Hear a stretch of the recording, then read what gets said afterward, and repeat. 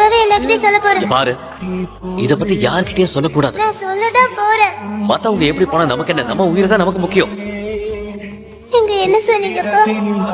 நீங்க அந்த அளவுக்கு சுயநலவாதியா? அம்மா அவங்களை விட்டுட்டு ஏன் போனாங்கன்னு இப்ப புரியுது.